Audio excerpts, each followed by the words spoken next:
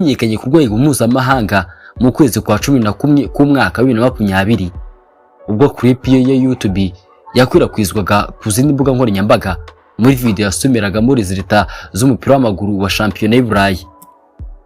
Icyo gihe amashusho yamugaragaje asoma izina rya Cesar Azpilicueta nabi wari kapiteni w'ikipe ya Chelsea muri icyo gihe. Cesar Azpilicueta Tanko captain. Iki gihe Azpilicueta yahise atangira gusangiza abakunzi bo kuri Twitter iyi video abasobanura neza uko izina rye risomwa bitandukanye nuko Acrobeto risomye.